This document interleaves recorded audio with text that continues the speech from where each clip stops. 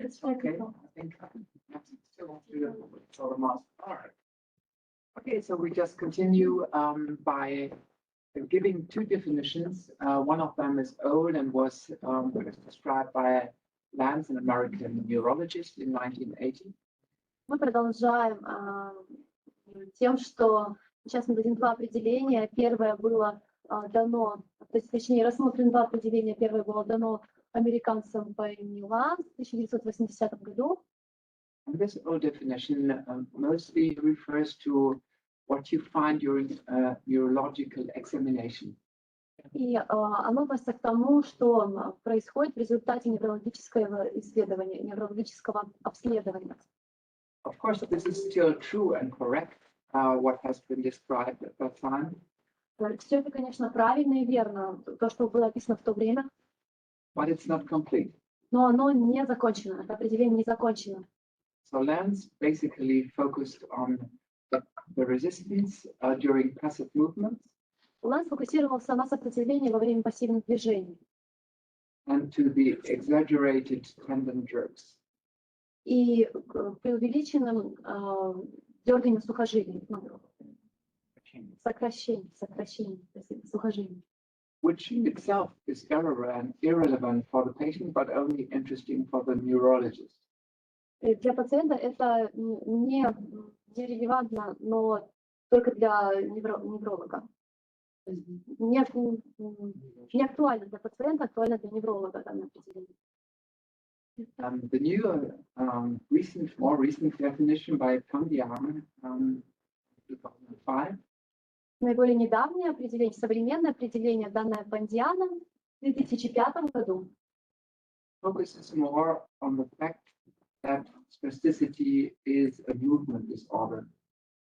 фокусируется на том, что спастичность это является расстройством движений. It's something that is not only visible during neurological examination. Это не то, что невозможно увидеть на неврологическом обследовании. But you can see this while observing the patient's movement. Но ты можешь это увидеть, просто наблюдая за движением пациента. Next slide, please. Можно следующий слайд, пожалуйста? It's moving the slide. Следующий слайд. Can I do it?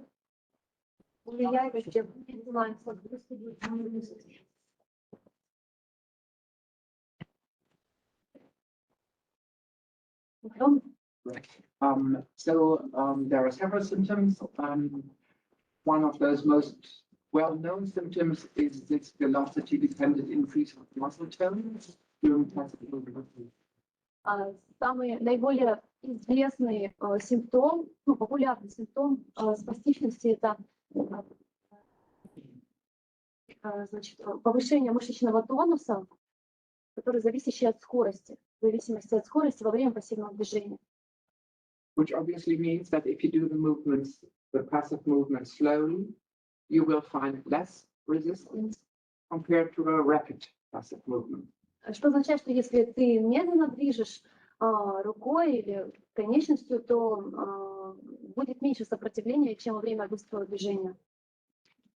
But it's not only the resistance from a activated muscle that you find, but also resistance coming from changes within the muscle. И это сопротивление приходит не только от мышцы, но и от самой мышцы во время движения, но и от изменений внутри мышцы. Which means that this viscoelastic resistance refers to properties of the muscle structure. Это означает, что вискоэластичное сопротивление связано с The muscle structure, so how со свойствами сокращения мышц, со свойствами самой мышцы. I'm sure you know about all those abnormal and enhanced reflexes. Я уверен, что вы знакомы с абнормальными рефлексами и с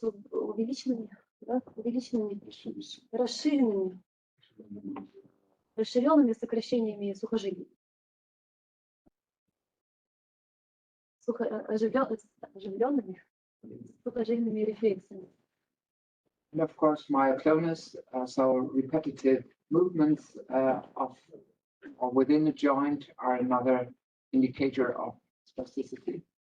И миоклоны внутри сустава, также миоклонус является также явным признаком спастичности. And another important aspect are the co-contractions of antagonistic muscles. Совместное сокращение антагонистических мышц. They can occur during voluntary movements. Они могут происходить во время произвольных движений. Which means that, for example, the patient tries to extend the arm, the elbow joint. Что означает, что пациент может пытаться вытянуть руку и локоть. But is limited in this movement or slowed down because the antagonistic muscle, the biceps muscle, is overactive. Но это движение замедляется, потому что антагонистическая мышца активизируется, какая-то из антагонистических мышц. And we discriminate this type of contraction during voluntary movements from the so-called spastic dystonia, which is a posture of the limb. Posture? Position, the way. Мы различаем ввиду этого совместное одновременное сокращение мышц, антагонистических мышц, мы отличаем от спастической дистонии. So this position you see in the photo on the right, in the upper photo, but also on the lower one, this position would be called a spastic dystonia because the person is not doing that voluntarily, but it's just the position the extremity is forced into. Спастическая дистония – это то, что вы видите на фотографиях справа, верхней и нижней конечности. То есть это непроизвольное сокращение мышц, когда пациент не двигает ими, пассивен, но они, тем не менее, все равно сокращаются. Of course, if you have overactivity of some muscles, you also lose your motor control, so there is an impairment of dexterity, for example. И поэтому, когда слишком большая активность каких-то мышц, то есть это уже другой пункт, когда какая-то слишком гиперактивность каких-то мышц может привести к поврежденному dexterity, like the motor control, so doing precise movement. Точное движение, к поврежденности, нарушению точных движений, точности движений. Okay, next slide. Следующий слайд, пожалуйста. So just to remind you of those opposite directions and developments between the upper motor neuron syndrome and the lower motor neuron syndrome. И просто как напоминание между двумя противоположными направлениями это синдром верхнего нейрона и синдром нижнего нейрона. Не знаю, сколько правильно перевожу, если что, поправьте меня. Центральный периферический паралич. Ну, в общем, знающие сидят в этом. Yeah. В каких-то местах. So, either you have enhanced muscle tone or a reduced muscle tone. И в данном случае вы имеете повышенный тонус мышц или пониженный тонус мышц. Either reflexes are enhanced or they are absent. Другие рефлексы, они повышены, и их вообще нет. Usually, there is no atrophy, muscle atrophy in upper motor neuron syndrome, but a lot of atrophy in the peripheral lower motor neuron. Обычно атрофии не существует в синдроме верхнего нейрона, центральном, а в периферическом параличе, да, есть такое понятие, как атрофия мышц. В первом случае нет. Okay, next, please. Следующий слайд, пожалуйста. Ухудшение спастичности. There may be several conditions during which or because of which exacerbation of spasticity can occur. Она происходит в следующих при существовании, при следующих условиях ухудшения спастичности. So if you have a patient with a spastic motor problem and the spasticity gets worse, you should always look if there might be an infection somewhere, in particular in the urinary tract. Если у пациента уже была спастичность и началось ухудшение, вы должны проверить, возможно, есть какие-то, необходимо проверить, есть какие-то инфекции в мочеполовом тракте. But of course, it could be anywhere, also in the upper airways. Также может быть и в легких инфекция. Almost always some kind of pain. For example, if the patient is bedridden all the time in bed and gets ulcerations on parts of the body due to the lying position, then this causes pain and can increase spasticity. Если, например, пациент находится в лежачем положении постоянно и в каких-то определенных частях тела может возникать боль, и от этого спастичность может увеличиваться. And of course, even the fact that the bladder is not empty, but they may have a residual urine of 500, 600, 800 milliliters might already increase spasticity. И также удержание мочи может вызвать увеличение спастичности от 500 до 600 миллиграмм остаточной мочи в мочевом пузыре. Миллилитров.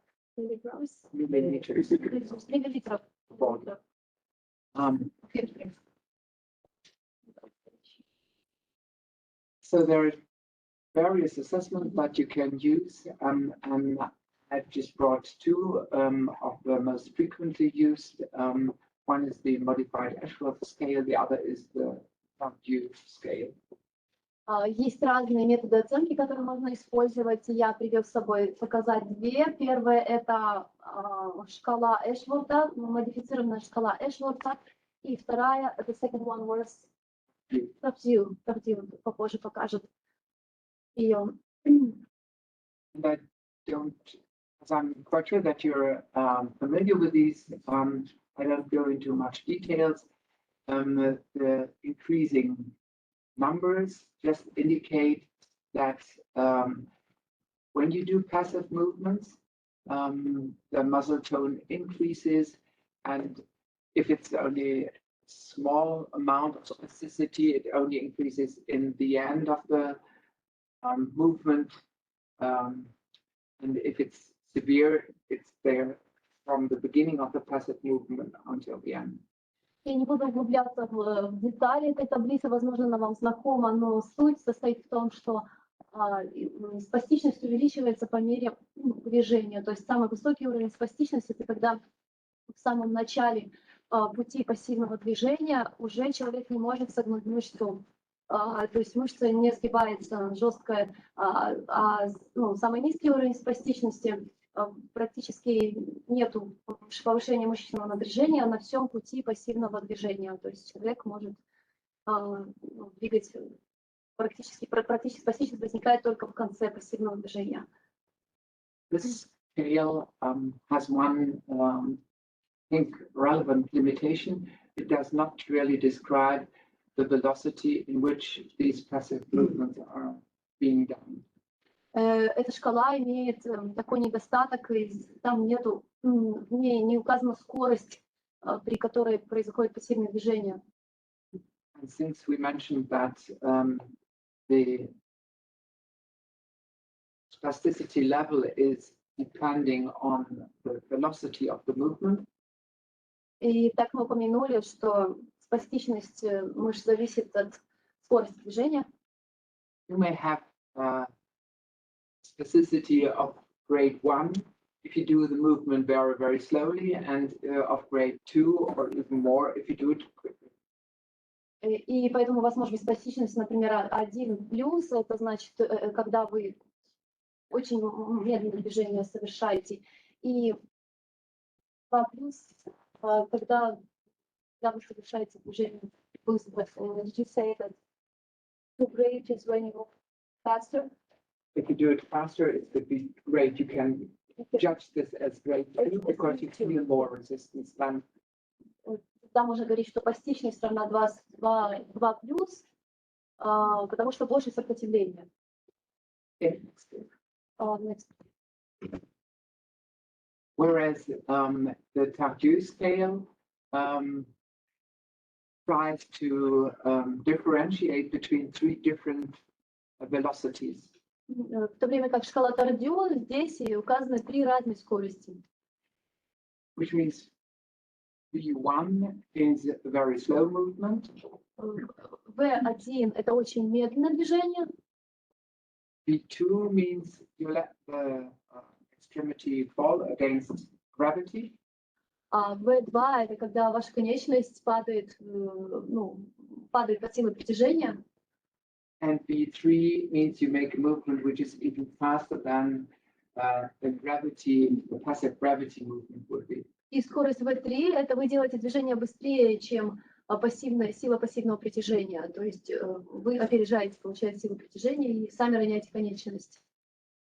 And then again, the scoring is similar to the scoring of the Ashworth scale, indicating that the higher number shows a more severe spasticity.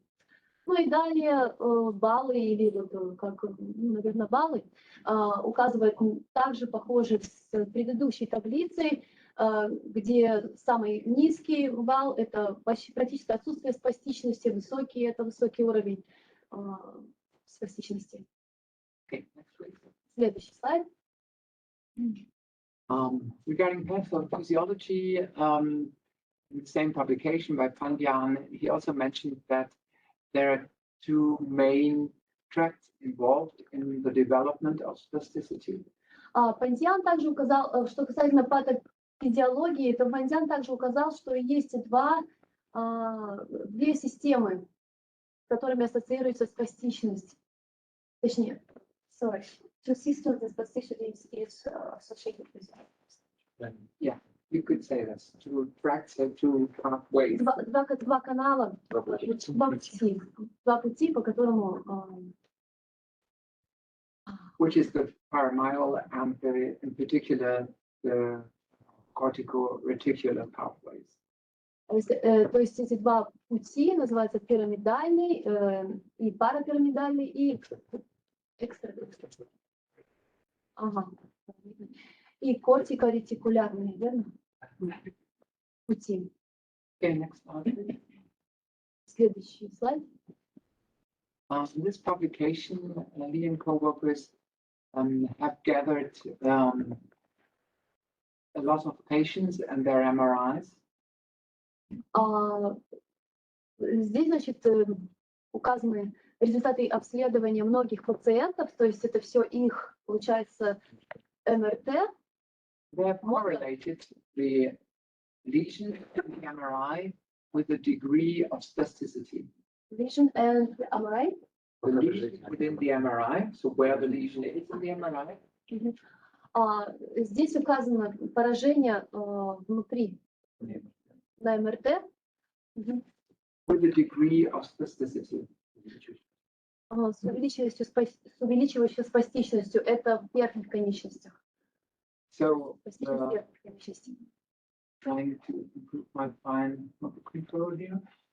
So this different colors indicate that there is a different degree of spasticity, like green means less spasticity than yellow, and red would be even the worst spasticity. And as you can see in the images, that most of the green and yellow colors are within the white matter. Вы видите, что уровень спастичности указан цветом. Зеленое – это низкий уровень, желтое – это более серьезный, более тяжелый уровень спастичности. И вы видите, что они на белом цвете. What is white color mean? This means the white matter as well. This is an area where there are mostly nerve tracts, but no nerve cells. Белое, значит, белый фон – это Там, где проходят нервные пути, но нет нервных клеток. Там не находятся нервные клетки, только нервные пути, белые сферы, белое вещество. And when it comes to particular places which were most often damaged, then you can see it in the table that there are mostly involvements of the corona radiata and the posterior limb of the internal capsule.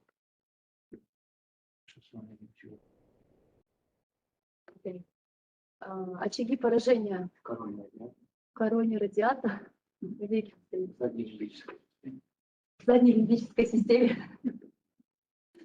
Would you please repeat that? Well, maybe they can even read it on their own, because I think the expressions are more or less clear, the terms. So there are different tracts that are most often damaged if there is a development of spasticity, and you can prove it and show that there is the capsule, the internal capsule affected. The corona radiata is just another place where the internal capsule runs through, or the cortical spinal tract. Это, ну да, это разные очаги поражения, и можете на таблице ниже увидеть, что они могут распространиться на внутреннюю капсулу и на кортикос. То есть участки поражения в основном идут по ходу движения кортикоспинального пути, включающие в себя лучистость, внутреннюю капсулу и далее по ходу кортикоспинального пути. But you can also see that there are some basal ganglia structures involved, like the thalamus and the putamen. Также вы можете увидеть, что включается и подкорковые ганглии, в том числе таламус и бледный шапка. And these were the lesions associated with upper extremity spasticity. Эти поражения, они относятся к спастичности верхних конечностей. So if you move forward to the next slide, please. Можно следующий слайд, пожалуйста. It looks almost the same. Они почти похожи. But no. Yeah. Не нужно, можно дальше. Yeah. Я поняла. But in this slide, you see lesions associated with lower extremity spasticity. А в данном слайде очаги поражения относятся к спастичности нижних конечностей.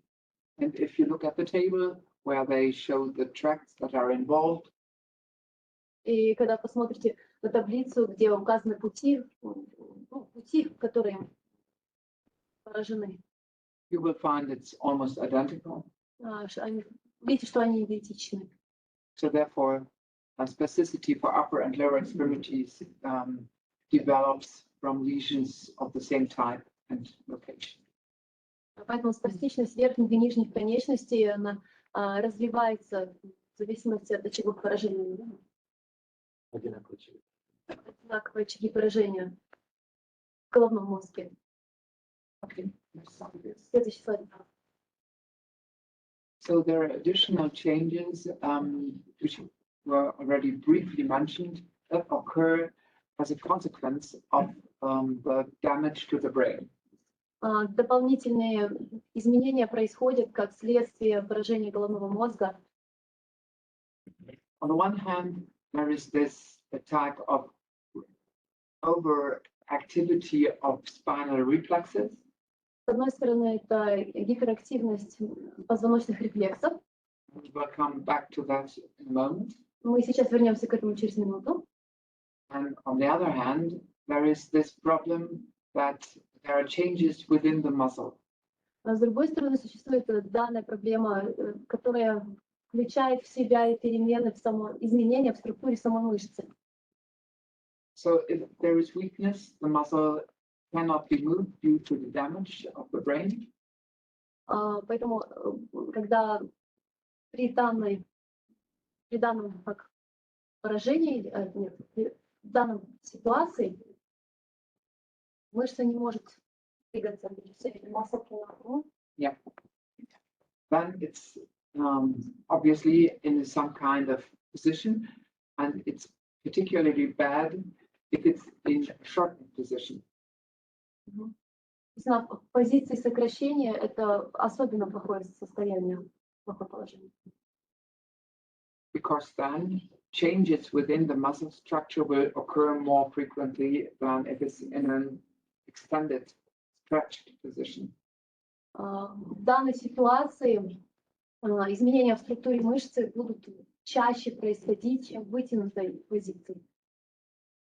Which obviously means that we have to take care to position extremities in a way that the muscles are stretched as well, or as good as possible. Мы должны следить за тем, чтобы мышцы были как можно в более вытянутом положении. Там вытянутом положении. Расслабленном положении. The muscle should be relaxed, not stretched. Yeah, as relaxed as possible, because if there is spasticity, the muscle tone is usually elevated, but even then, you should try to get that muscle or get the extremity into a tension position. То есть даже когда спастичность, все равно нужно стараться мышцу вытянуть. То есть ее As possible. как можно больше, как можно дальше вытянуть эту мышцу, когда происходят спастические сокращения.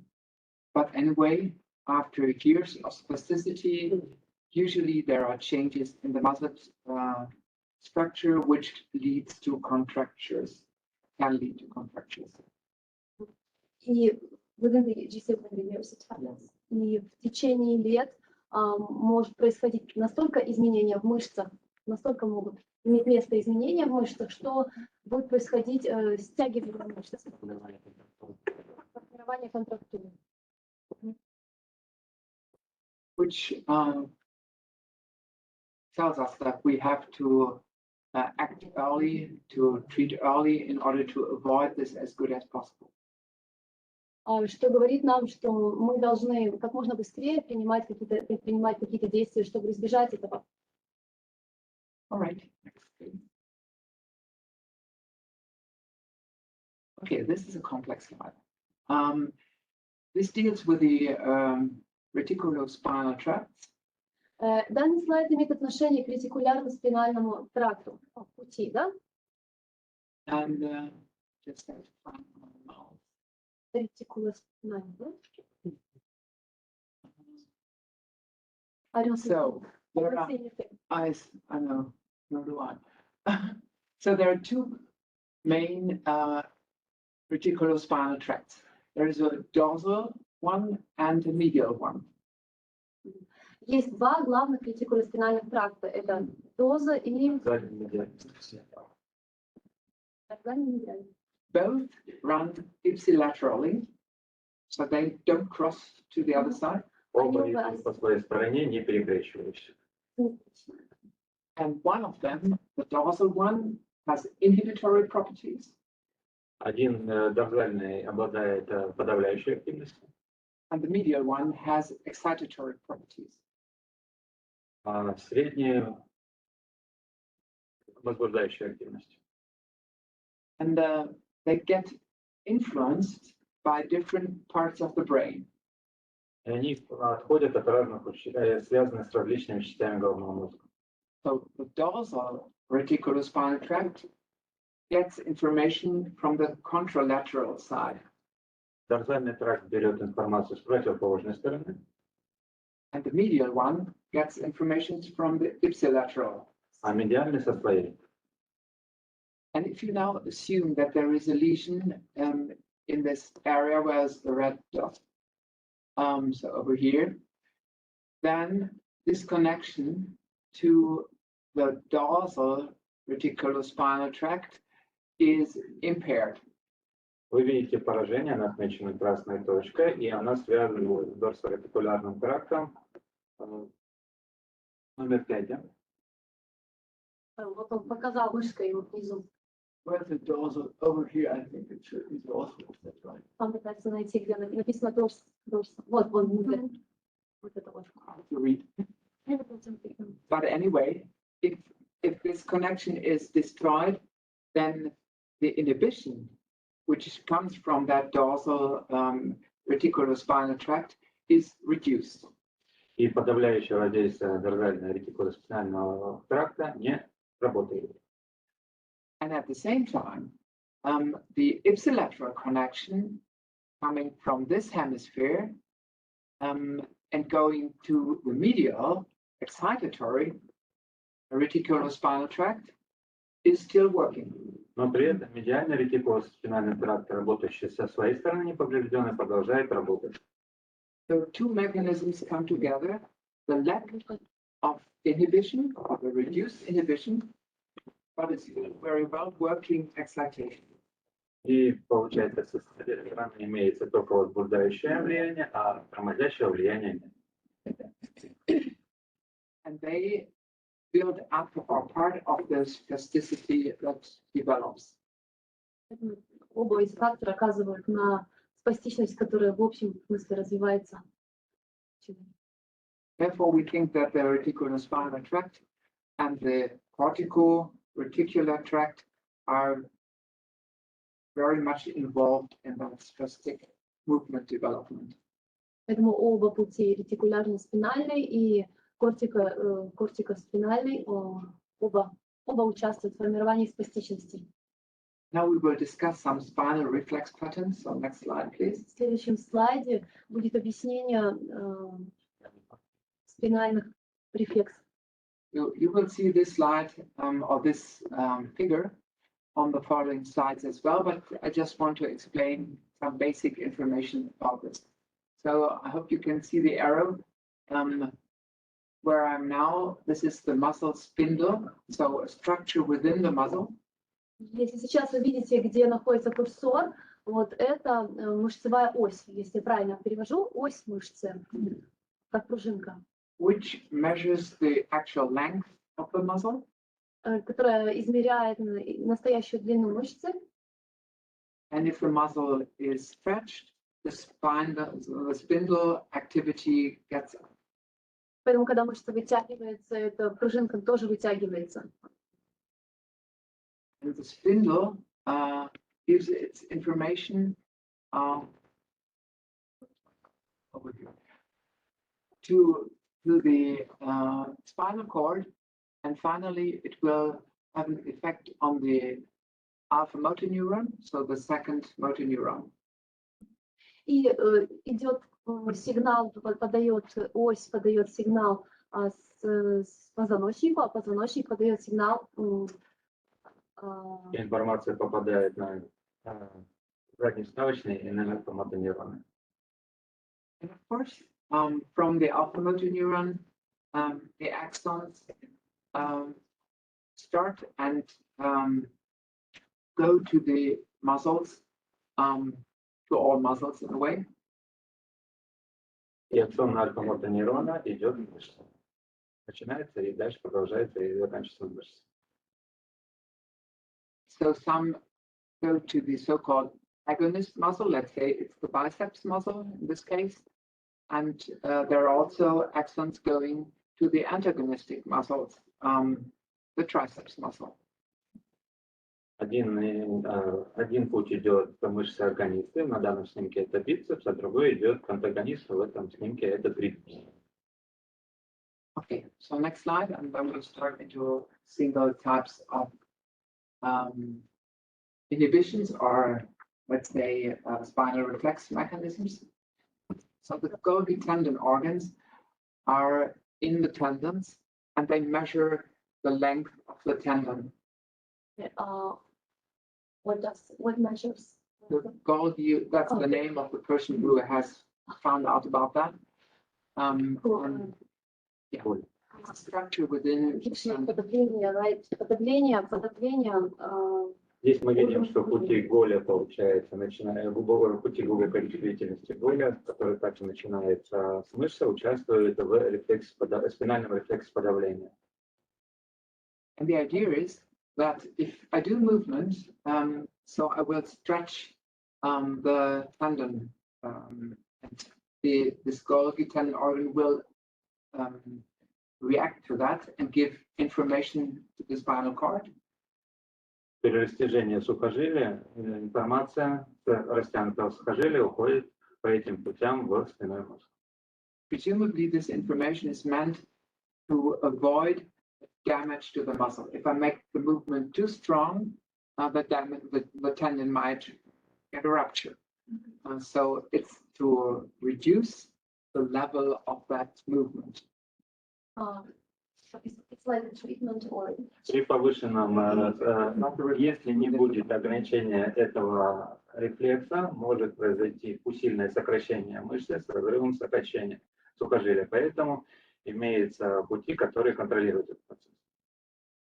Which, as a natural result, the intensity of that contraction of that muscle is reduced.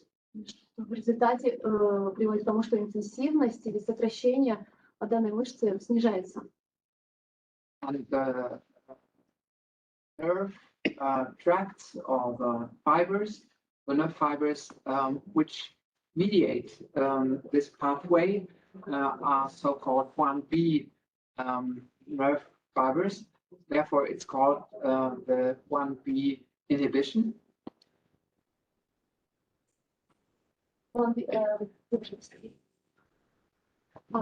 Thank you. Это паттерн или это путь?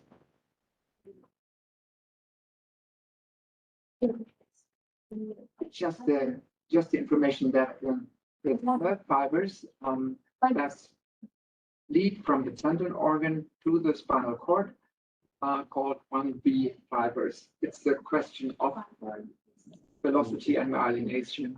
So it's, you just keep in mind that this is 1B, so-called 1B fibers.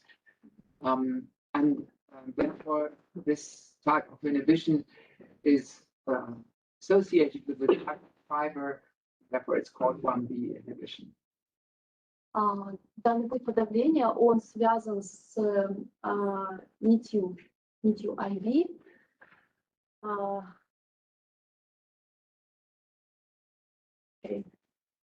Это пути, связанные с IV-иннервацией, нитями 1B, которые соединяют спинной мозг с мышцей, и включающие в общем нервном волокне, которые непосредственно ингибируют работу мышц.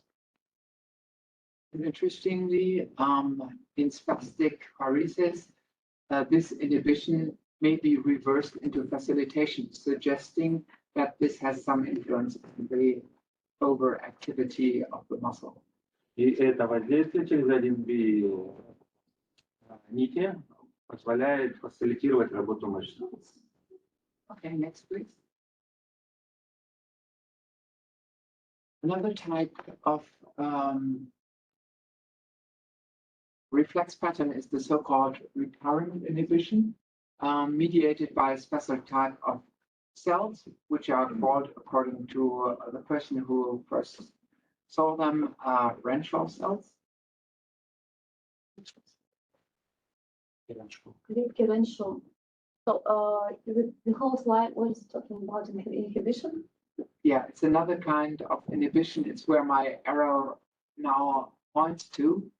And this type of inhibition is running in the following way. Другой путь торможения, вот где мой курсор, вот таким образом происходит торможение в сторону курсора. Я показываю. Again, this shell also is supposed to control the degree of a movement or of the degree of a contraction. Он должен контролировать степень движения или степень сокращения мышцы. And it means that from the alpha motor neuron, the impulse is going down through the axon. Это означает, что импульс от альфа-моторного нейрона идет по аксону. But at the same time, part of this impulse is also activating these Renshaw cells. В то же самое время часть данного... Could you go back one Можно time? назад вернуться? Let's see it. Part of this, you said, part of this. И часть этого импульса проходит также на вставочной Реншоу клетке. And therefore, it inhibits the alpha motor neuron to avoid that the contraction gets too strong. Это ингибирует работу мотонейрона и позволяет выбрать уровень сокращения мышцы. However, although we know that this recurrent inhibition exists, it's not necessarily modulated in spasticity, so we're not sure whether this has an influence on spasticity. Мы не уверены, что это имеет какое-то влияние, оказывает какое-то влияние на спастичность, потому что не исследовано до конца, насколько именно вот этот путь вызывает спастичность. This is not researched. This is not for sure. Yeah. So probably recurrent inhibition is not so relevant for spasticity or development of spasticity. Okay, next one.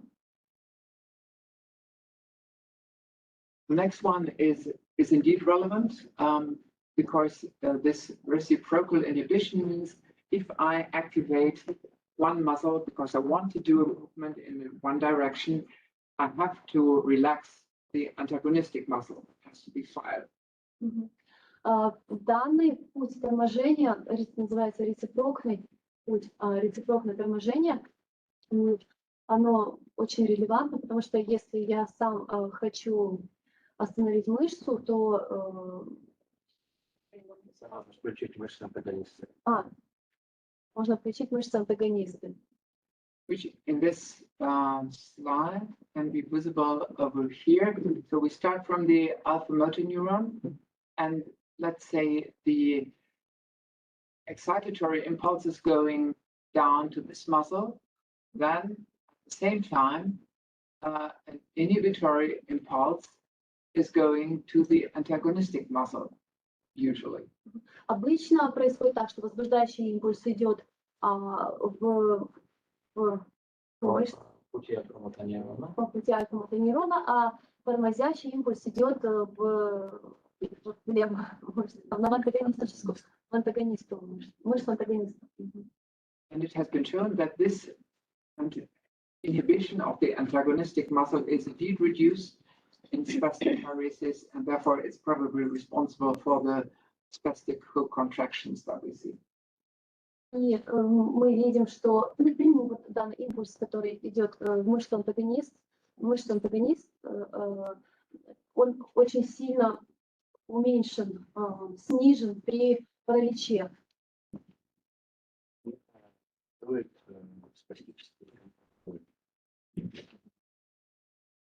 Right, next, please. Okay. Another mechanism is the so-called presynaptic inhibition.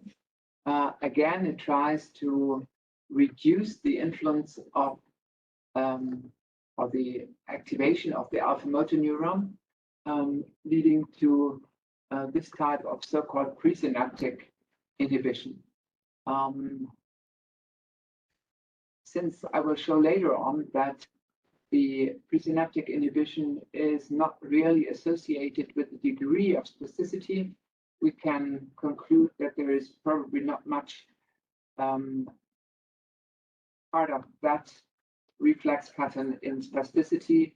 So I will keep this short just to mention presynaptic inhibition exists and is mediated by GABA activity, but neurotransmitter GABA, but it is probably not relevant for spasticity. Следующий пункт торможения – это пресинаптические торможения, которые связаны в первую очередь с гамма-рецепторами, которые находятся в нашей мышце и в синаптической щели нервно-мышечной передачи. Но на данный момент этот путь не считается одним из ведущих. At least not in spasticity of cerebral origin, like stroke. И часто он поражается после инсульта. Okay, next, please. However, there was an interesting report now already quite a number of years ago, looking for a so-called post-activation depression.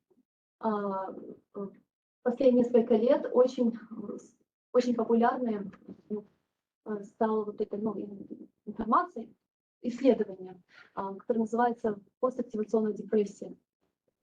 Which means if you activate a muscle, there is a short period after that activation in which the new activity is depressed. Что означает, что если ты активизируешь мышцу, есть короткий период после этой активации, в который данная мышца находится в состоянии подавления, депрессии. Нет. Есть короткий период после активации мышцы, когда новое возбуждение приводит к депрессии мышцы. There are several mechanisms through which you can activate this depression.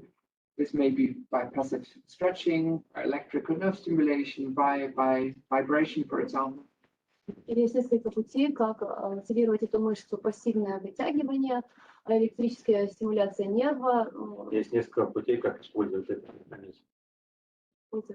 И вибрация.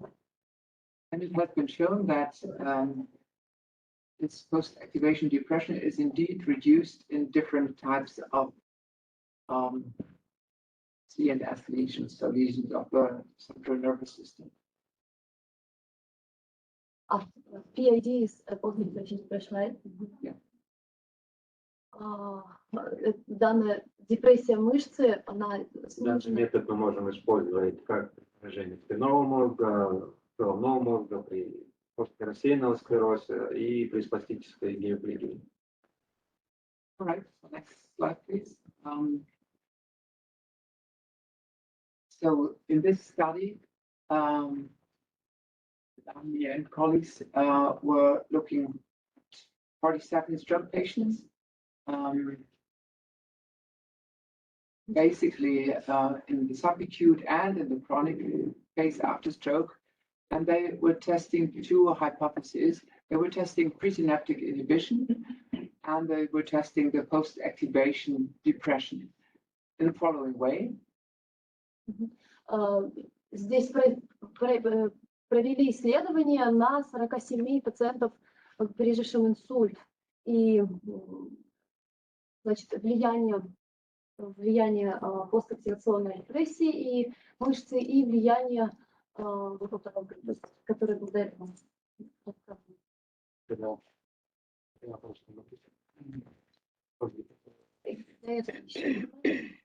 What was the study about, except apart from PDA? What was the study? They were within the same study.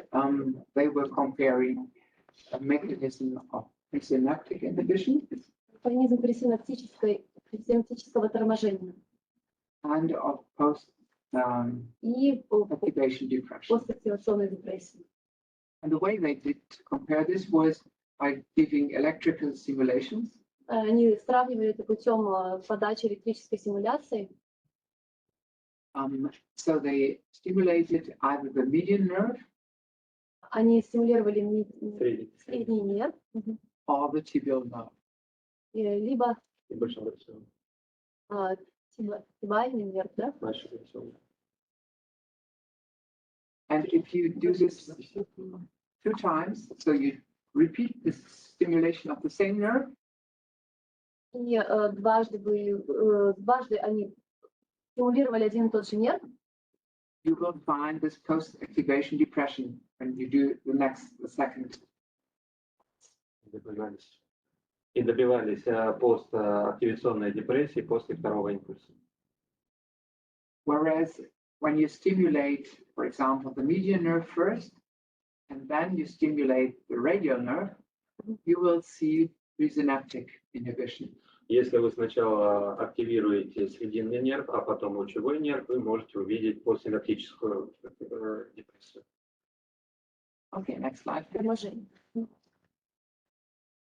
They were correlating the degree of postsynaptic depression with the degree of spasticity. И они сравнивали степень постсинаптической, постактивационной депрессии со степенью спастичности. Постсинаптическая. То есть сравнивали постактивационную ПАД и постсинаптическую депрессию. Which is in this upper part of the figure. В верхней части графика. Whereas the correlation between presynaptic inhibition and the degree of spasticity is in the lower part. И соотношение между пресинаптического торможения и спастичности в нижней части. Нижних конечностей. В нижних конечностях. I think it's easy to see that there is no correlation between presynaptic inhibition and degree of spasticity, more or less a flat line. И вы видите, что практически нет никакого соотношения между пресинаптической ингибицией, пресинаптического торможения и спастичностью. Практически прямая линия идет. Whereas there was a clear correlation between post-activation depression and spasticity. В то время как идет явная пропорциональность между постакционной депрессией и спастичностью. Suggesting that post-activation depression is relevant for spasticity induced by stroke. Что предполагает, что постактивационная депрессия Можно ее использовать для лечения спастичности после инсульта. использовать для лечения спастичности после инсультов. Next slide, please. We step forward, coming to treatment options. There are pharmacological treatment options and non-pharmacological options. Ну, в лечении есть фармакологический подход и нефармакологический подход в лечении спастичности. And the drugs that we use can either be administered orally. И лекарства делятся на те, которые принимаются оральным путем, Or they could be injected as being done with botulinum toxin. либо их вводят через инъекции, как бутаризотоксин. Or they could be given by an intrathecal mechanism. Или вводят интерциркулярно. Okay, so let's go through them quickly. I think the most widespread medication is baclofen. Самое популярное лекарство или медикамент баклофен. And it's an agonist for the inhibitory neurotransmitter GABA. И он является агонистом, ингибитором. Он является агонистом ингибитором Gamma-aminobutyric acid. The English GABA.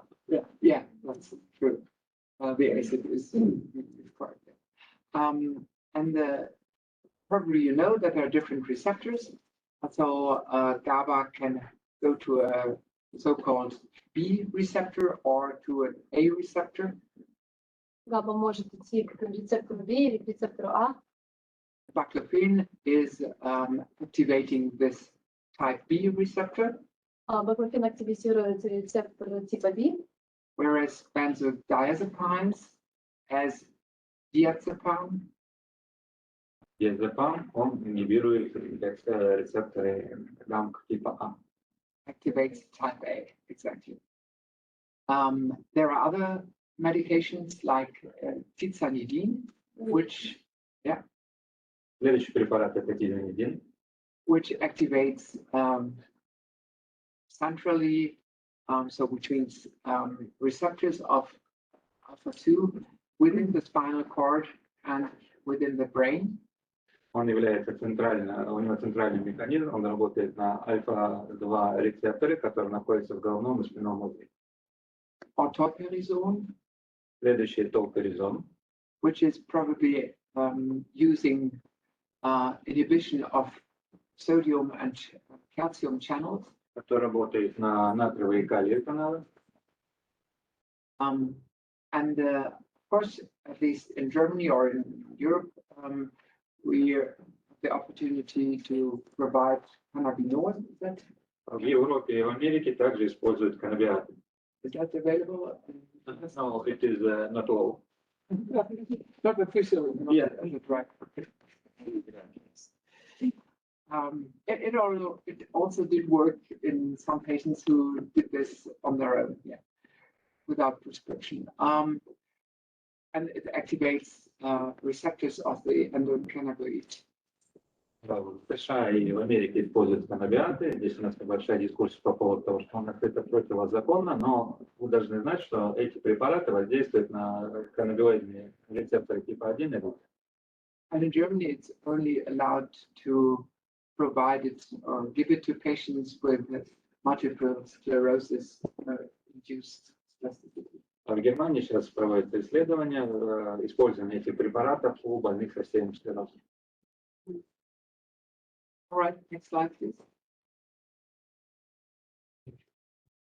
So baclofen can be given orally, but it is more effective if you give this intrathecally. Баклофен можно давать per os, но гораздо эффективнее он работает интравесикулярно через помпу. Usually this only is done in patients who are completely, more or less completely immobilized by their spasticity. Это лучше использовать у больных, у которых невозможно движение из-за спастичности. And usually, in most cases, to patients who have a spasticity due to a lesion of the spinal cord in this cervical area. Чаще всего это пациенты с поражением спинного на шейном уровне. So the way you do this is to do a spinal tap first. Вы сначала делаете спинальную пункцию, And then inject a small dosage of baclofen, usually 550 microgram. и вводите баклофен в дозе 50 мг. And watch the patient regarding his basic functions like breathing and so on, but also regarding the development of a change in spasticity for the next hours. И смотрите в первую очередь на восстановление витальных функций, в первую очередь это способность дыхания, ну и дальше смотрите, как развивается остальные моторные функции. If it doesn't work, you may increase the dosage, but only on the next day to 100 microgram. Если данная доза не сработает, вы на следующий день можете повысить дозу до 100 мг. If the patient reacts to that by reducing the degree of spasticity, then you can give this continuously through a pump. Если вы наблюдаете нормальный ответ на это лечение, то можно уже подсоединять помпу. Which means that you have your surgical intervention to position the catheter to the spinal cord area. Но для этого нужно нейрохирургическое вмешательство, чтобы расположить катетер в необходимом месте. Baclofen may have severe side effects, and particularly I've seen them with intrathecal baclofen applications. So it may cause hallucinations. Но у него есть ряд отрицательных эффектов, особенно при введении с помощью помпы, это галлюцинации. If the dose is too high, it can cause epileptic seizures. Если доза большая, может развиться судороги.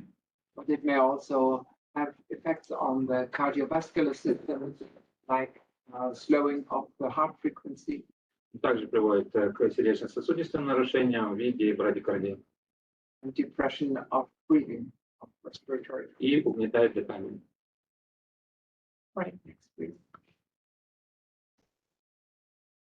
So if we have typically a focal or segmental spasticity, the best approach is to use botulinum toxin type A. At least in Europe, there are 3 different types available. Если имеется локальная спастичность или ограниченная спастичность, то лучшим препаратом выбора будет ботулинотоксин типа А. Yeah, this was not really precise. They are all type A, but from different pharmacies. Есть несколько препаратов, которые ботулинотоксина типа А, но от различных фармпроизводств. The one is called Botox, maybe the most well-known. Наиболее известный ботокс. Second one, which was produced and developed in the United Kingdom, is Dysport. Следующим особенно популярный в Англии это Dysport. The third one developed in Germany was or is called Theomin. И третий, который популярен в Германии, это Член. In the Kazakhstan we have the Dysport and Член. Okay. They are different in the mouse unit, so they're calculated as mouse units, Вы должны посчитать количество единиц, which is due to different types of mice that were used in the United Kingdom and the US. Имеются разные подходы как в Англии, так и в Америке. So one mouse unit is the lethal doses, which kills 50% of the mice. Одним из направлений является уничтожение у более 50% мышечных волокон. And Мышей. То есть доза определяется уничтожением 50% мышей. Да, то есть та, которая убьет 50% исследованных мышей. and since the mice have different sizes, Потому что все разные размеры. and at a rough estimate, one mouse unit of xeomine approximates 3 mouse units of dystrophin. И ксиамин на 3 мыши убивает больше, чем дисплазия. But usually you should better not change the medication that you use. Но при использовании вам лучше менять препараты и Не средства. менять. Финал челлендж. Change? Not change. Важно не менять препараты при использовании. Right. So the way it acts is the following. The normal activity in the synaptic area is that acetylcholine is released from the nerve and gets into this synaptic cleft. Нормально ацетилхолин выделяется в пресинаптическую щель. And then it binds to receptors on this postsynaptic membrane. И соединяется с постсинаптическим рецептором на постсинаптической пластинке. Thus activating the muscle to contract. И активизируется сокращение мышц. If botulinum toxin is given, it tries to get into that synaptic area. При введении ботулотоксина он работает в пресинаптической области. And then it's getting into the presynaptic ending of the nerve. И Синаптический конец нерва. пресинаптическое окончание нерва и при синаптическом окончании нерва. And here it binds to these acetylcholine bubbles in a way. Связывает две ацетилхолиновые шарика, пузырьки. And therefore it inhibits the release of acetylcholine into that synaptic. И блокирует выход ацетилхолина в постсинаптическую. Which means that the impulse from the nerve does no longer reach the muscle. И импульс не доходит до мышц. This is a mechanism which cannot be reversed. So this presynaptic part of that nerve is blocked forever. И этот необратимый процесс, и нервное волокно заблокировано навсегда. Nevertheless, if you do this treatment, you see that the clinical effect is more or less gone after 3 months. И когда вы используете этот метод, клинический эффект вы видите больше, чем в районе 3 месяцев. You see the clinical effect, and after 3 months it's gone. Yeah. То есть эффект виден сразу, через 3 месяца он заканчивается. Через 3 месяца уже эффект не виден. And the reason is not that this synapsis is active again, Причина не в том, что синапсис снова активен, but that the nerve has grown and has spread потому что нерв вырос и распространился. and has found different parts of the muscle where to make contact with. И нашел другие части мышцы, с которыми ему контактировать. So it's in a way the nerve plasticity, which helps to activate the muscle again. И это нервная пластичность, нервная пластичность, она снова помогает активизировать мышцу.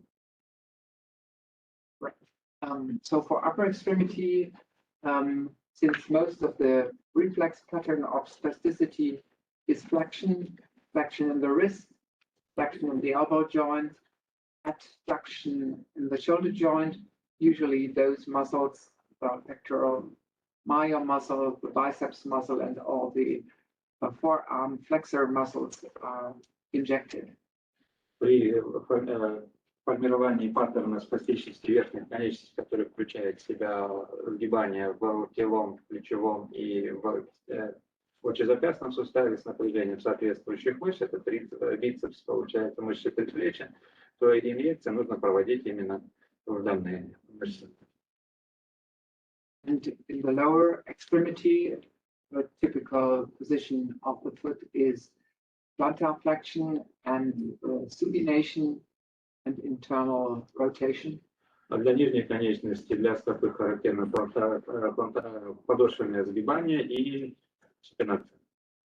Therefore, the responsible muscles mostly are the tibial posterior muscle, the tibial anterior muscle, and the gastrocnemius muscle. И мы можем использовать заднюю и переднюю тибиальные мышцы и гастрокнемиус. And since sometimes the toes are also spastic, Чаще всего используется доза, Если есть пластичность в пальцах стопы, а если пластичность пальцев стопы. in order to treat that, you need to inject the flexor digitorum brevis muscle, which is in the sole. Мы должны использовать короткие и длинные сгибатели стопы, Which typically needs local anesthesia. но обычно мы для этого используем анестезию перед этим. Единственная анестезия. Quite understandable, isn't it? Okay, next one, please. So if you do an injection, you have to tell the patient that it usually takes a week or even more for the effect to develop. Когда вы вводите инъекцию, вы должны сказать пациенту, что неделя или больше нуждается, необходима неделя или более того, для того, чтобы пришел эффект. And this is usually or potentially due to the fact that within the muscle, the medication, the drug has to move to find the synaptic part where it wants to act. И это связано с тем, что медикамент, он должен сначала, должен пройти, распространиться к той синаптической части, на которую он должен оказать влияние. Then, as described before, it has to get into that nerve and has to block these acetylcholine. И он должен войти в этот нерв и блокировать ацетилхолиновую передачу.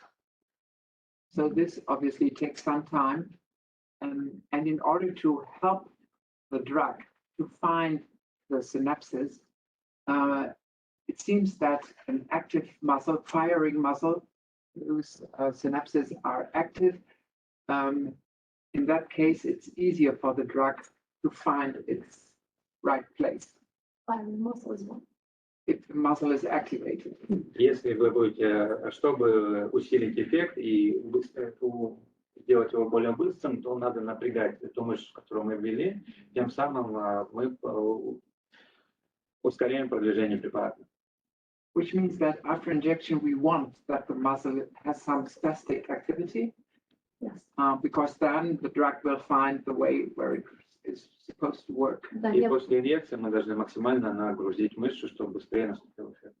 Therefore, it is recommended to do either passive stretching or electrical stimulations to activate the muscle. Для этого мы используем либо пассивную работу в мышцах, либо электростимуляцию.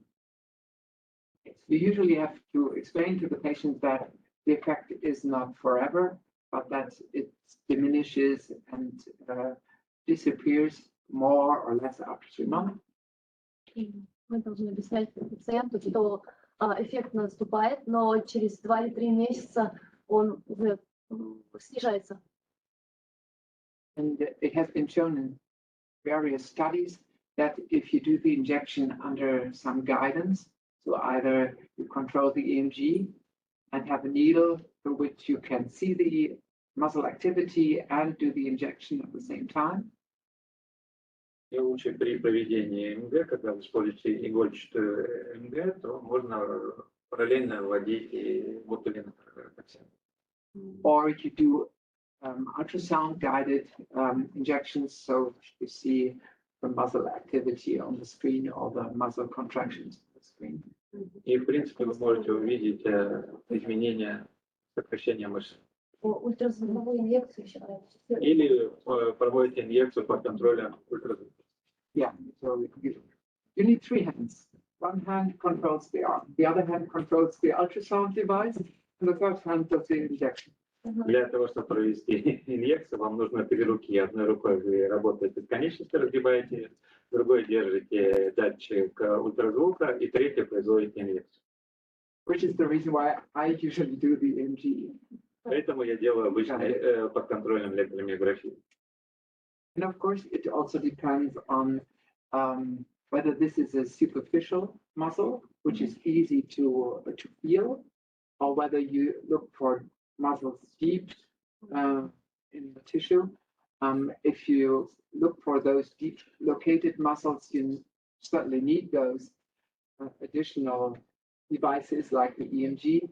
If it's only a superficial muscle, you don't need them.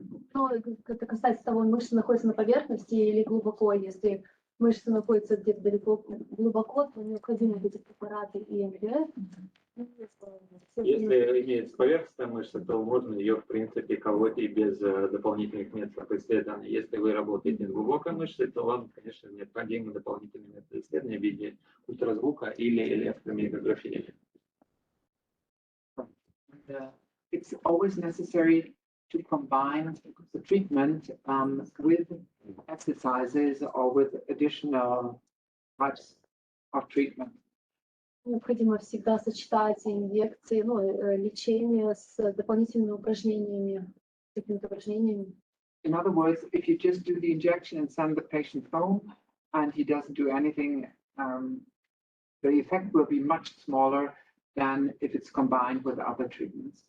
Поэтому если вы только лечение проводите на дому, ему инъекции ставите и все, и он больше ничего не делает, эффект будет намного меньше, эффект будет намного слабше, потому что он должен делать еще какие-то действия.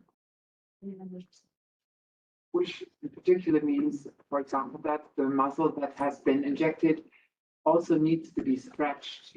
So stretching devices like orthoses are very much recommended to use. В данном случае рекомендовано использовать такие девайсы, такие, в общем,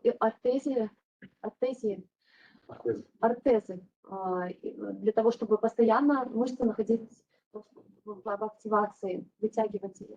Мышца находилась постоянно в растянутом положении. В растянутом положении. Okay, next one. Some non-pharmacological approaches within the last years, has developed more evidence about the antispastic effect of extracorporeal shockwave therapy. Много В настоящее время много исследований нефармакологического воздействия, в первую очередь воздействия ударно-волновой терапии. So you can see that on these 2 slides, the meta-analysis shows that there are positive short-term and even long-term effects of that treatment. Есть краткосрочные эффекты и долгосрочные эффекты данного лечения. So for those departments that have availability on this kind of device, it's recommendable to use it. Если есть доступность данного аппарата, то рекомендовано использовать его. Вот эту шоково-волновую терапию, ударно-волновую терапию. Next slide, please. Следующий слайд. Other treatment options are And in fact, I must admit that the non-pharmacological approaches are usually limited in their duration. So for how long these approaches are able to reduce spasticity. Нужно помнить, что нефармакологические подходы, они очень лимитированы во времени, то есть насколько они могут снизить спастичность, очень лимитированы во времени. Usually it means that after these interventions, spasticity is reduced for hours, maybe a day or two, but not for a very long period of time. Обычно не оказывает влияние там, на день или на два, но не на большее количество времени. So as you can see and read, you may use thermic therapies like providing heat or cold, and it depends on the patient which is the best treatment for the individual person you have to try. То есть это может быть термический подход, использовать либо жар, либо холод, в зависимости от состояния человека. If you do transcutaneous electrical stimulation, the best evidence is if you use 100 Hertz stimulation and do 60 minutes per session. При электрической стимуляции нерва самое максимальное это использовать стимуляцию в количестве 100 Гц и 60 минут, чтобы она длилась 60 минут. Это наиболее эффективно будет. And another type of electrical stimulation, the neuromuscular electrical stimulation, seems to be more effective for lower extremities. At least there are better results. Другой тип нервной стимуляции, это электрическая стимуляция, это нервно-мышечная электрическая стимуляция, в основном эффективна для нижних конечностей. And the same is true for the functional electrical stimulation. И функциональная электрическая стимуляция в основном также эффективна для нижних конечностей. You can also do an approach with vibration stimulation. Также существует подход вибрации. There are two different ways. One would be the whole body stimulation. Два разных пути. Это стимуляция всего тела, Yes. стимуляция всего тела. So it's like you stand on the device which gives this vibration. То есть ты стоишь на этом аппарате, который дает вибрации. Or it's a focused vibration with a small device local to the spastic muscle. Либо эта вибрация, она фокусируется только на спастической мышце, то есть локально. And at least you know approximately which frequencies to use. They should be between 10 and 50 Hertz. И частота должна быть между 10 и 50 герцами. And there is also some evidence that in particular electroacupuncture is also helpful. Есть также результаты, результаты исследований, что электроакупунктура, она также может быть эффективна. Next slide, please. So finally, we end up with if those different pharmacological and non-pharmacological approaches haven't been successful, or if there is a combination of muscle hyperactivity and structural changes, then you need some surgical intervention. Если есть комбинация активности мышц, если не помогают вместе фармакологические и нефармакологические методы, есть возможности нейрохирургического вмешательства, чтобы исправить положение. And we roughly discriminate between neurosurgical interventions and orthopedic interventions. И мы должны выбрать между нейрохирургическим вмешательством и ортопедическим вмешательством. So if it's orthopedic, you usually try to lengthen tendons or move tendons from one place to the other, or even change the position of the bone. В детской практике мы в основном используем работу сухожилия, то есть либо убирается, либо подсоединяется к другим частям. And the method that has particularly been used in children with cerebral palsy and spasticity in the legs is the myofasciotomia. Основной метод, это используется у больных, у детей с ДЦП, это миофасциотомия. Which means that you cut facial tissue by multiple small interventions throughout the muscle. Когда вы делаете многочисленные надрезы на мышцы,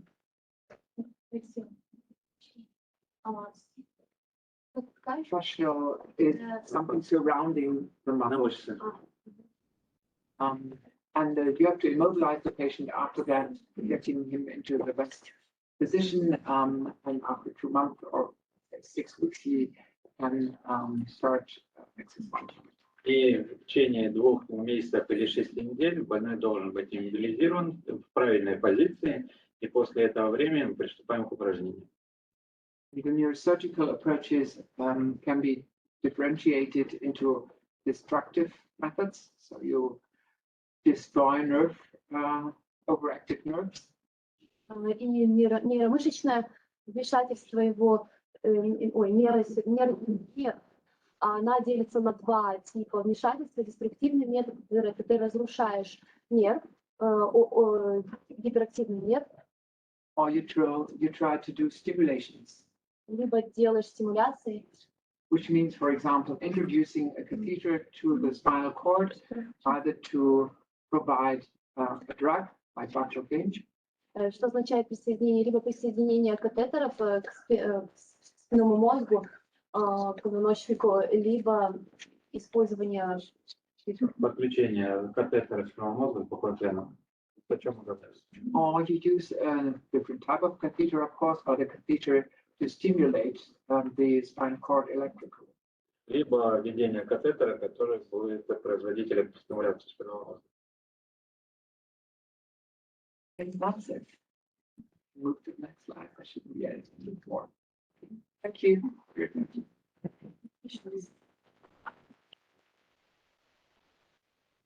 Профессор Лиеперт. Вопросы?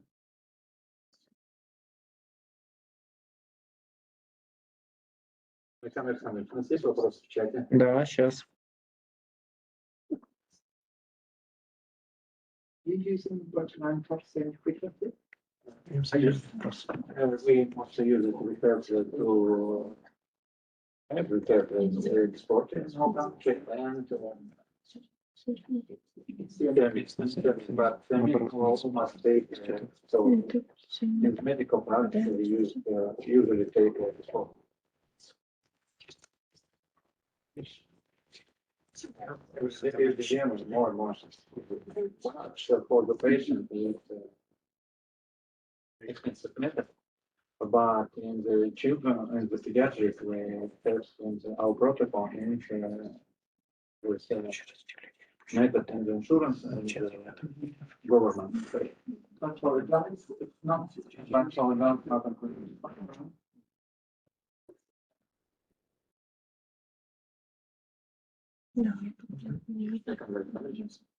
Нету? Пока в чате ждем. Начало выводов ударно-волновой терапии при спастике. Могли бы поделиться параметрами ударно-волновой терапии при лечении спастики и как часто делается эта процедура? When we use the shockwave therapy, what kind of shockwave and how often we can use this method? Great question. Actually, I didn't have any personal experience because we don't have that device. I only know that there are 2 possibilities. Either you focus the shock onto the middle of the muscle or onto the tendon part of that muscle, and those seems to be equally effective. And you have to do this at least for 10 repetitions or more. 10 sessions. Ну, я сказал, что, собственно, опыта использования данного метода у него нет, потому что данного метода нет в клинике. Но по данным используется метод либо на саму спазмированную мышцу, либо на сухожилие, которое связано, и в среднем до 10 процедур это проводится. Еще вопросы? You say used baclofen in intrathecal method, but may used in intravenous or oral. Well, at least we don't have the opportunity to give baclofen intravenously. That's not allowed in Germany. So we can only use it orally or intravenously. It's very difficult of country. Our neurosurgeon don't make Of the intrathecal intrathecal patient is not.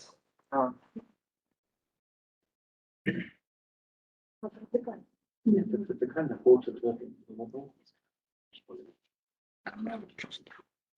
Well, usually, as I said, it's mostly in those immobilized patients who have already contractures and are difficult for nurses to treat. These are, even in Germany, they are quite exceptions. And sometimes you may have the same kind of success if you do some surgical intervention to cut tendons and do repeated botulinum toxin injections on those areas and those muscles that are seen to be still overactive. So I think it's not a unique thing that you need to have this baclofen intrathecally. Well, but sometimes it's helpful addition to the therapies. Our biggest problem is, I think, that if baclofen is given orally and the spasticity is not all over the body, that it weakens the healthy muscles. And therefore, there is a narrow pathway between reduction of spasticity on the one hand and weakness on the other hand. Вопрос был задан по поводу использования различных видов баклофена. Профессор отвечает, что в принципе баклофен в Германии у нас используется только в виде приема внутрь либо интертекальной помпы. Внутривенный не задекларирован прием баклофена. Уточнение было, что введение интертекальных помп весьма тяжелый метод, и не всеми нейрохирургами проводится. Что сказано, что в Германии используется только для тяжелых больных, которые имеют общая спастика, и когда другие методы лечения неэффективны. Это вот последняя ступень перед нейрохирургическими операциями. Также было указано о приоральном приеме баклофена, имеется общее воздействие данного препарата на организм. Помимо того, что он убирает спастику, он приводит к слабости здоровых мышц, но также негативно оказывается на пациента. Вопрос с чата профессору по поводу акупунктурной стимуляции. Уточняет, делать вдоль всего позвоночника или местно на пораженные конечности? The question is electric acupuncture, where we place the needle and the electrode in the paravertebral or the pathology extremity. The studies I've read is in the pathological area. Рекомендовано использовать именно больные мышцы. А при электростимуляции вот, в каких случаях все-таки что делать, а в каких здесь действий? And when we have the electrostimulation, what time we take the 100 Hz and what case we take the 10 Hz? But if you if you supply the electrical stimulation with large electrodes, just subcutaneous, then that would be 400 Hertz. So you mostly stimulate the nerves transcutaneously, but you don't stimulate the muscles themselves. And then you need the high frequency. And the 10 Hertz, for example, is for vibration stimulation. So you activate the muscle spindles by that.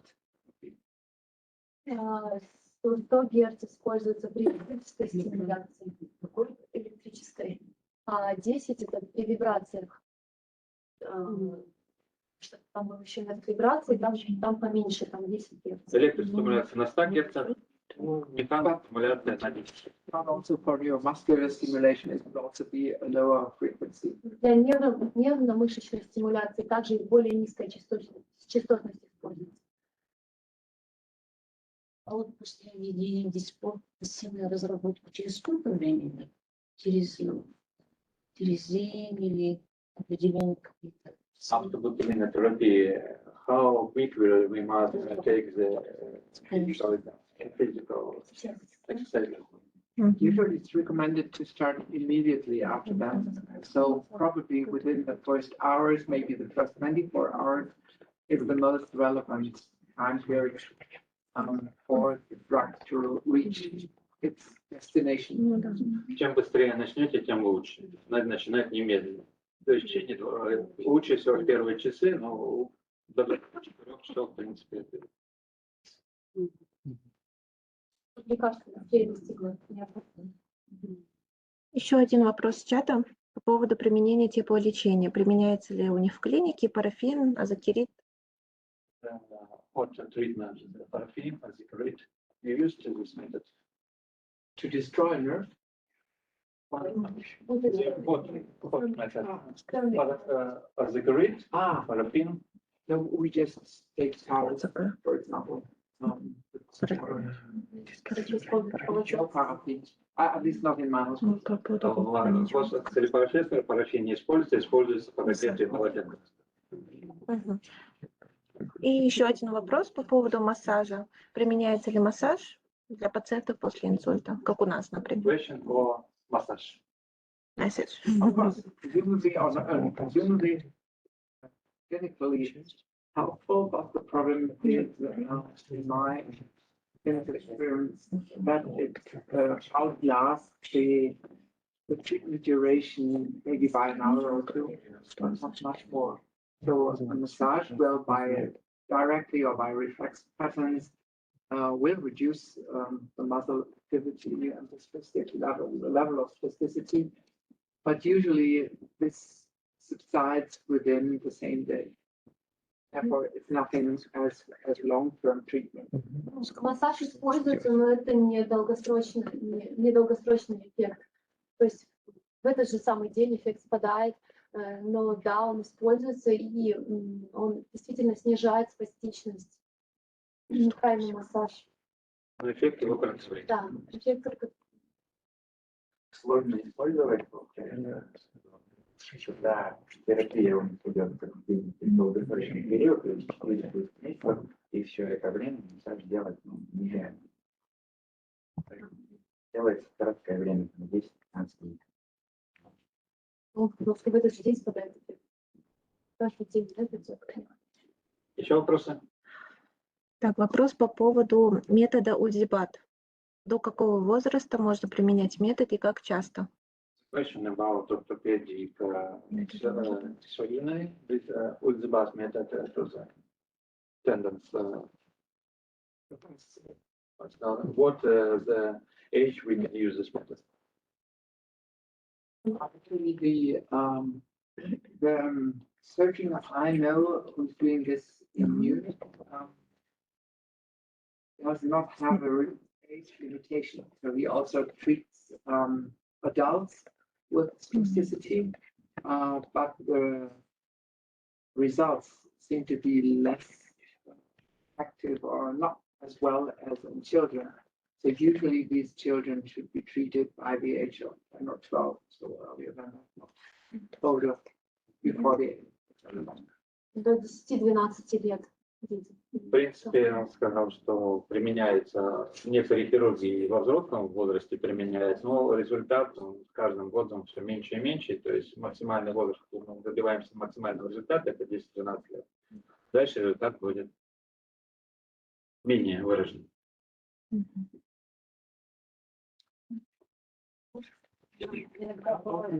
Pharmacological treatment, they use treatment because in our country it's illegally. It's used only by multiple sclerosis or another types of injury. we also tried such medication in stroke patients, but didn't see much of it. Actually, the indication is twice. On the one hand, it's spasticity. On the other hand, it's pain. From my clinical experience, it's even better against pain syndromes than against spasticity. So personally, I think the effect size in terms of reducing muscle tone is limited. But if there is an addition with pain, then it's quite helpful. My experience here with in jerks, it's helpful with that kind. No, not with that pain.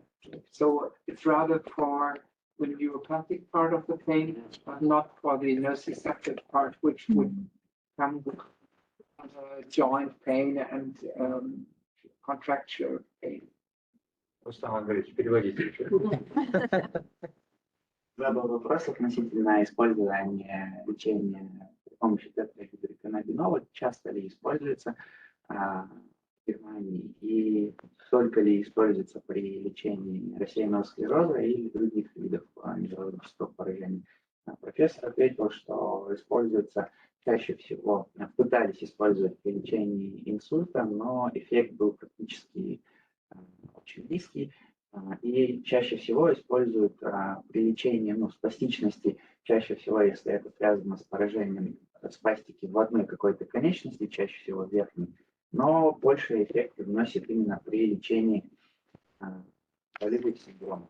Причем боли именно нейропатической связанной. То есть я спросил насчет боли, связанной с контрактурами суставными, но сказал, что больше все-таки с болями нейропатическими, а на боли в суставах при контрактурах эффект гораздо менее выражен.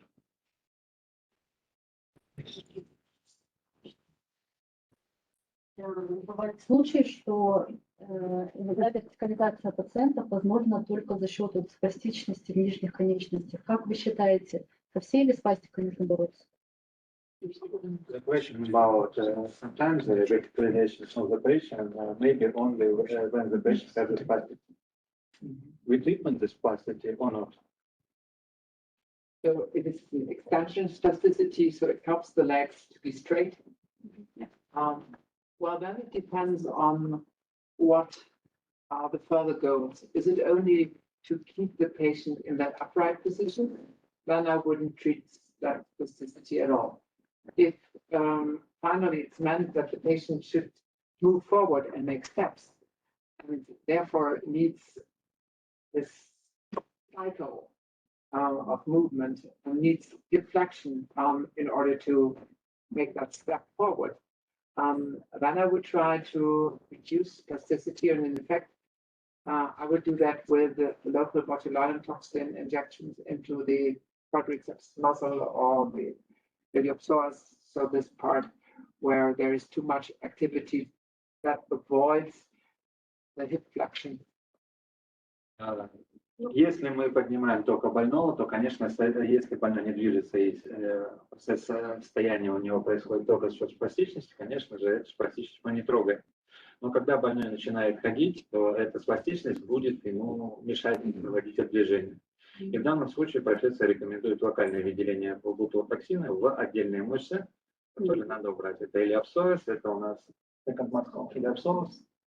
Maybe at least the very proximal part of the quadriceps muscle. И проксимальное отдел